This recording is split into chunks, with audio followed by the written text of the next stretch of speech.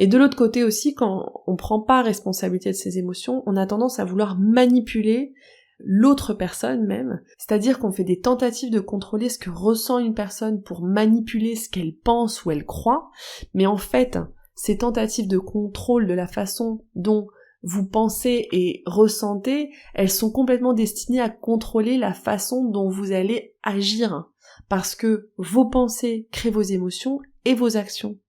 Et cette manipulation, elle est complètement vouée à l'échec parce qu'on ne peut pas contrôler les émotions des autres, on ne peut pas contrôler ce que pensent les autres, vous pouvez seulement contrôler ce que vous pensez et ce que vous ressentez.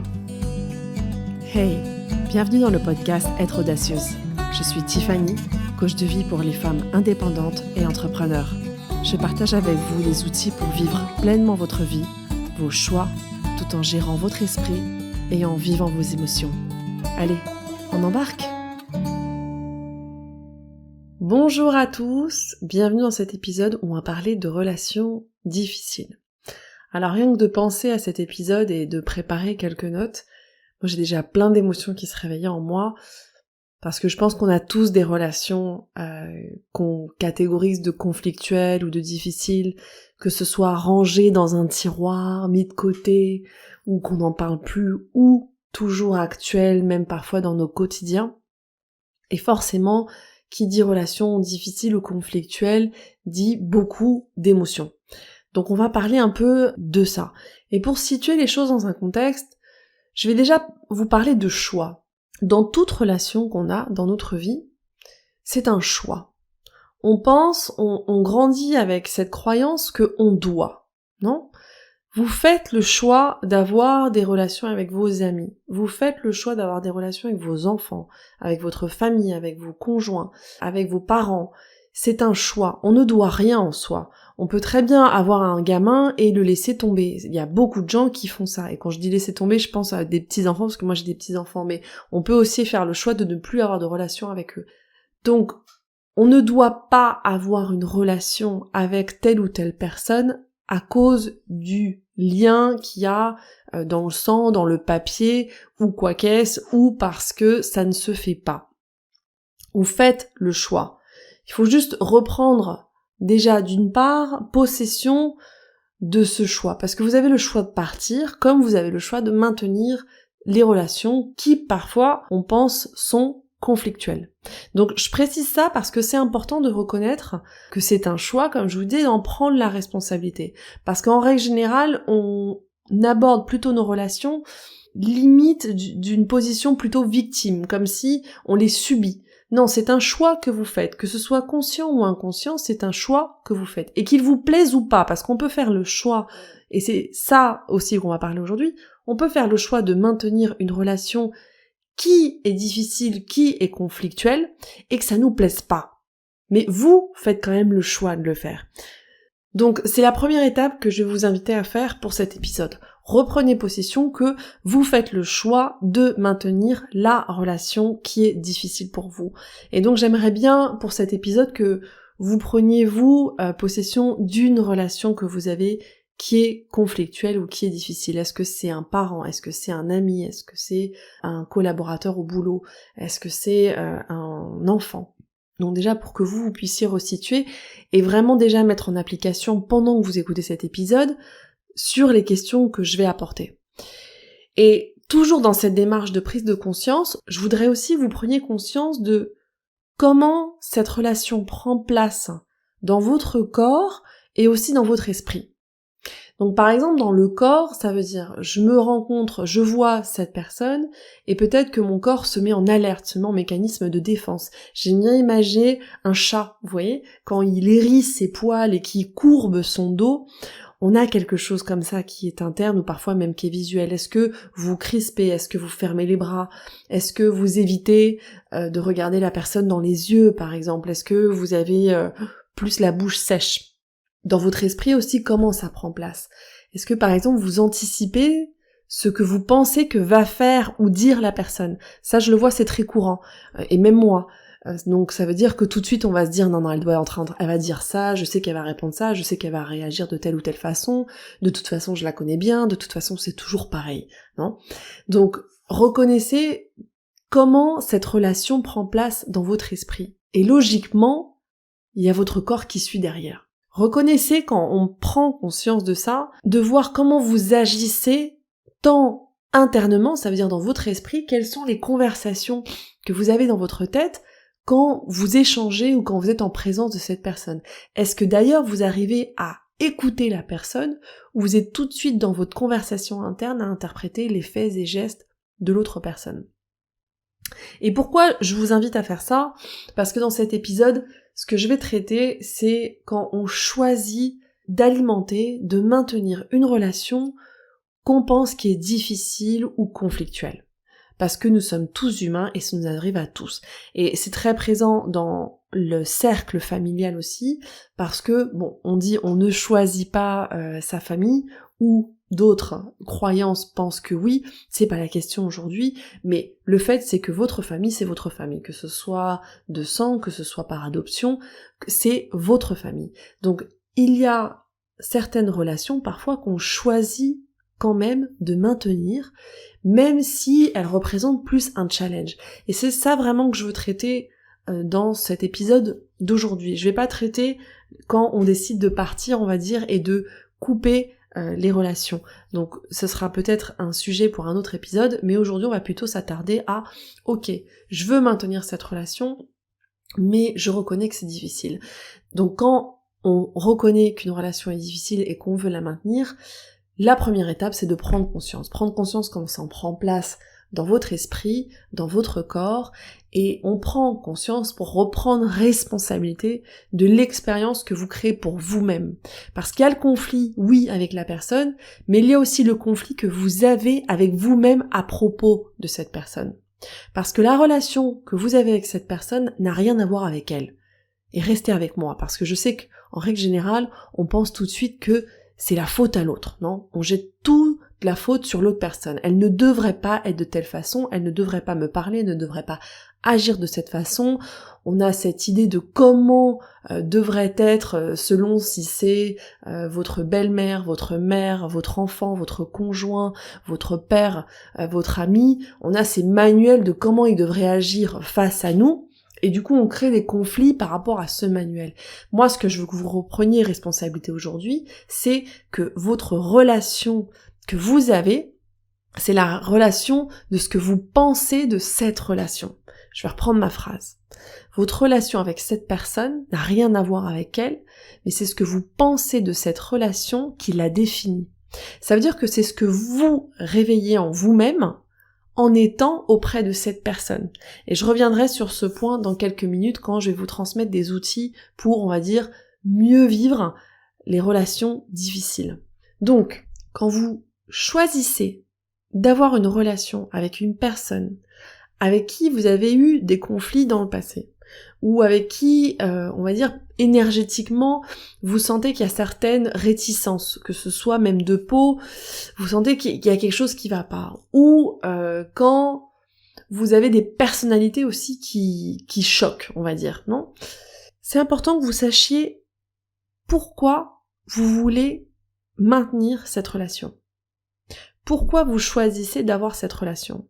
Est-ce que c'est par amour? Est-ce que c'est pour la relation avec, par exemple, si c'est un parent ou si c'est vos beaux-parents, pour vos enfants? Est-ce que c'est par culpabilité? Parce qu'on doit avoir une relation avec nos pères? Est-ce que c'est parce que c'est votre voisin et parce que vous les croisez tous les jours? Est-ce que c'est parce que ce sont les parents de telle personne qui est très proche ou d'une tante? On s'en fout en fait en soi, qui sait, mais sachez pourquoi. Et c'est important pour que vous repreniez possession de ce pourquoi, parce que quand on est tellement dans ce conflit, on zappe le pourquoi on a fait cette démarche, pourquoi on a choisi, donc on reprend possession responsabilité, et on repart dans cette liste de blâmer la personne sur tout ce qu'elle fait, comme je vous dis, ce qu'elle fait, tout ce qu'elle ne fait pas aussi, de l'image qu'on a, qu'elle devrait faire les choses, et on alimente le conflit au lieu d'alimenter la relation. Et c'est ça une des clés centrales de cet épisode. qu'est-ce que vous voulez alimenter quand vous choisissez d'avoir une relation avec une personne avec qui vous avez eu des conflits ou où vous avez des tensions? Est-ce que vous voulez alimenter ce conflit, la difficulté, ou est-ce que vous voulez alimenter la relation? Et le pourquoi prend tout son sens. Parce que quand on revient à son pourquoi, tout d'un coup, on désamorce aussi du conflit. Ça veut dire que, et c'est ça qu'on va voir dans quelques minutes dans les outils, on va mettre en place, on va dire, des outils pour pouvoir beaucoup plus alimenter la relation que de se focaliser constamment sur les conflits et sur les difficultés de la relation. Donc, quand vous êtes OK avec votre choix, que c'est je veux alimenter cette relation parce que j'aime cette personne, même si il y a telle ou telle chose, parce que je veux que cette personne ait une relation avec mes enfants, ou même parce que je me sens coupable, si vous êtes OK avec votre choix, OK, vous n'avez plus à vous justifier, vous n'avez pas à vous justifier auprès des autres ou avec vous-même. Arrêtez là un moment, vous pouvez aussi réévaluer à un autre moment, une autre étape de votre vie, ce pourquoi et définir est-ce que je suis toujours OK de ce choix, par exemple, mais arrêtez de juger, on va dire, parfois, parce que parfois on peut peut-être faire ça par culpabilité, peut-être qu'aujourd'hui vous avez besoin de maintenir cette relation parce que vous n'êtes pas encore prêt à lâcher cette culpabilité. Un jour vous ferez peut-être le choix de travailler sur ça, mais ce que je veux vous dire c'est que ne dépensons pas plus d'énergie sur des choses qui sont déjà difficiles. Donc, sachez pourquoi vous voulez avoir cette relation. Reprenez possession de ce pourquoi. Et une fois que vous avez fait ça, vous le validez. On est OK, je fais ce choix. Maintenant, qu'est-ce que je fais? Parce que, oui, je reconnais maintenir des relations qui sont difficiles, c'est pas forcément facile. Et l'idée aujourd'hui, c'est que je vous transmette quelques outils pour apporter un peu de douceur, pour prendre soin de vous. Vous allez voir, c'est surtout ça, mon objectif avec cet épisode, c'est prendre soin de vous pour alimenter la relation et non pour alimenter les conflits. D'accord? Je pourrais faire un autre épisode où on parle de résoudre des conflits, arrêter des conflits. Là, je suis plutôt dans le sens où, ok, j'ai cette relation, je veux la voir, il y a énormément de choses à voir, parce que parfois il y a certaines relations où il y a énormément de choses, on va dire, à résoudre, entre guillemets. Est-ce que je veux les résoudre, oui ou non? C'est pas la question aujourd'hui. Aujourd'hui, c'est, ok, je veux avoir cette relation, comment je prends soin de moi?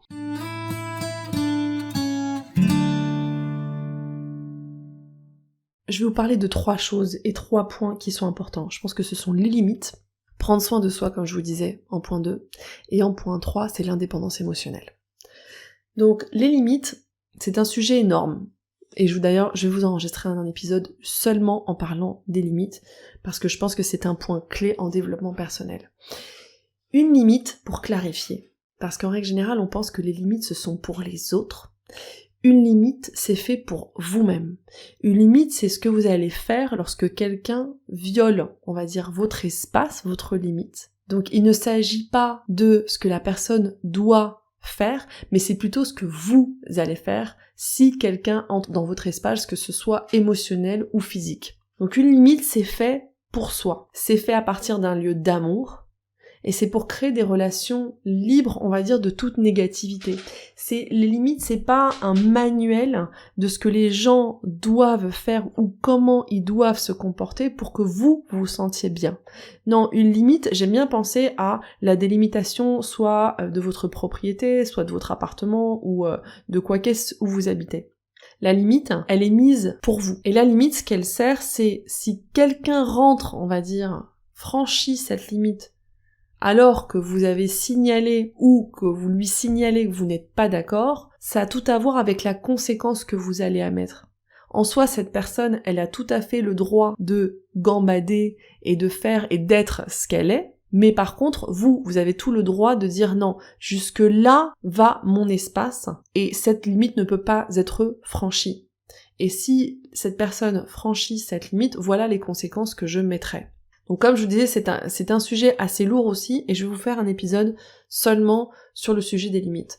Mais quand on parle de relations difficiles, moi je peux vous donner quelques exemples, mais ce que j'aimerais bien c'est que vous réfléchissiez quelles sont les limites que je veux mettre pour moi, pas les limites que je veux mettre à la personne. La personne a 100% le droit d'être ce qu'elle est, de dire ce qu'elle veut dire, d'agir comme elle veut, Maintenant, vous avez 100% le choix de mettre les limites où, ok, si tu vas faire telle ou telle chose, moi, je mettrai telle conséquence.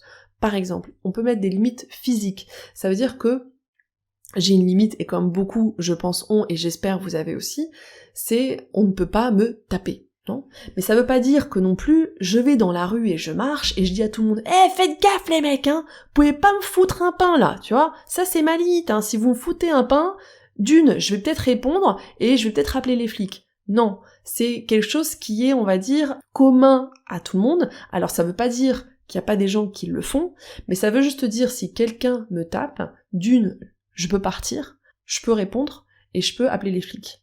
Ça c'est les conséquences qui vont se passer. Mais ça veut pas dire que vous dites en soi à tout le monde ce qui va se passer. Il y a des limites aussi de ton de voix.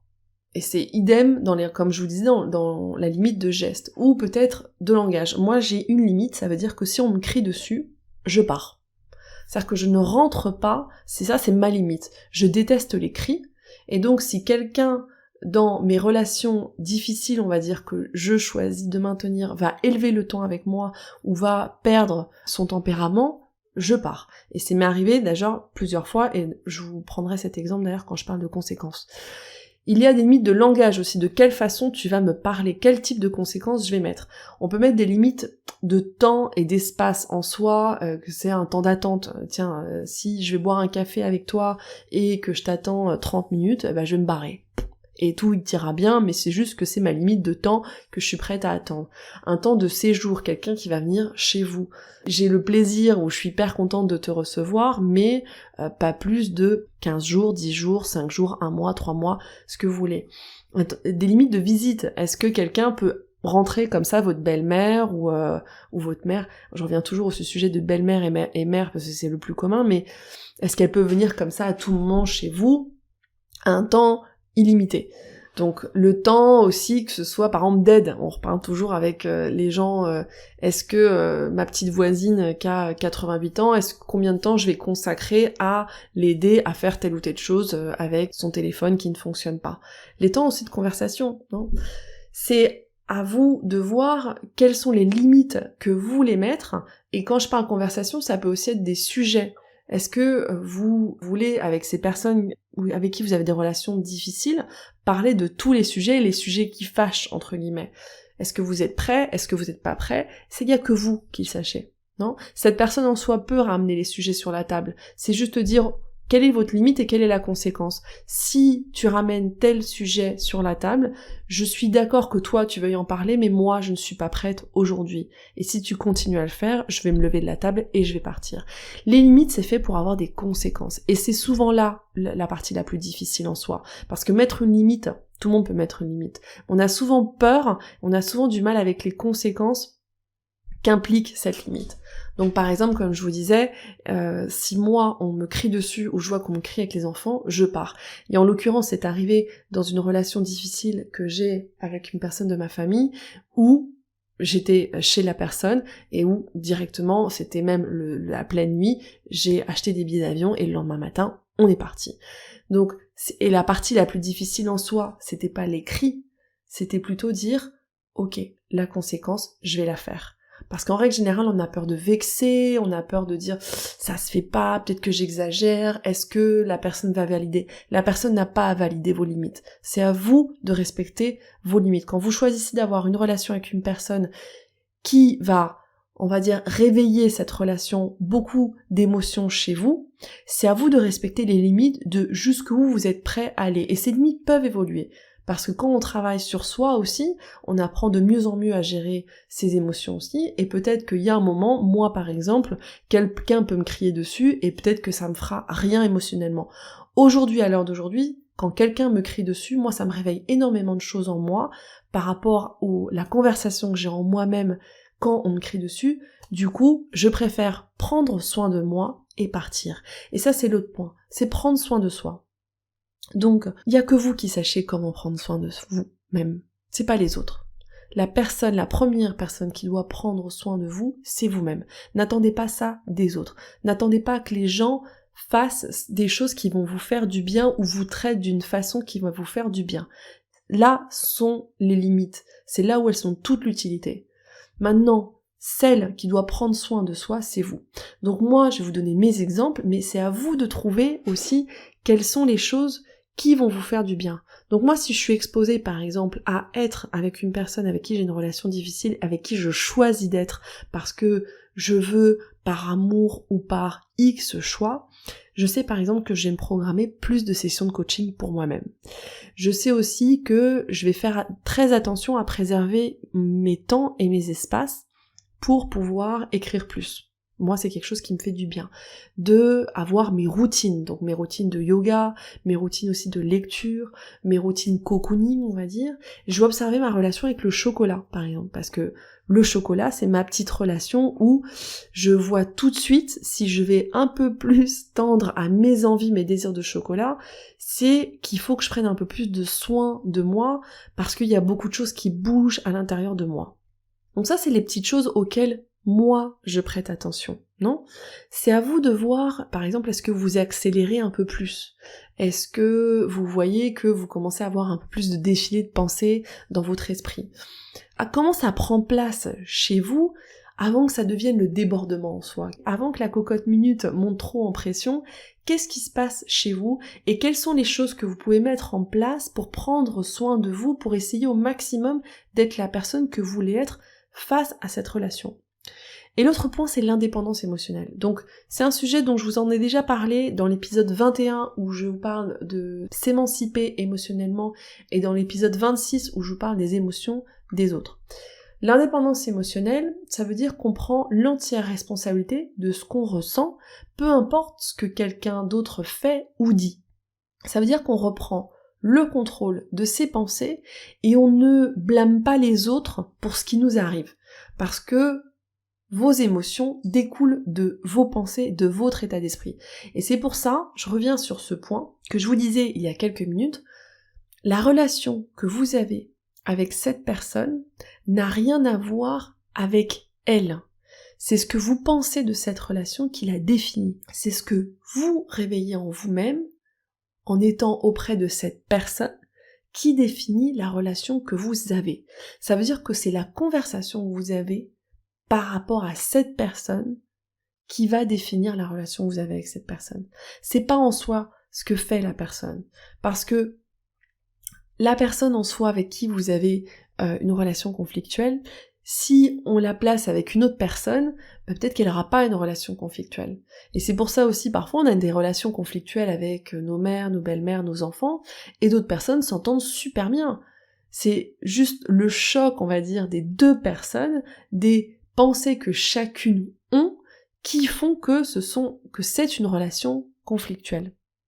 Alors oui, bien sûr, il y a des choses et des faits qu'on peut aussi mettre, on va dire, sur la table. Donc c'est pas vraiment la question aujourd'hui, on n'est pas là pour faire le listing de tout ce qu'a fait la personne ou tout ce que vous avez fait, et ça, si on discute devant une cour de justice, tout le monde sera d'accord que ce sont des choses qui ne se font pas, et c'est pour ça que vous avez une relation conflictuelle. C'est pas la question aujourd'hui, on parle vraiment de la relation et non le conflit, on revient sur ça.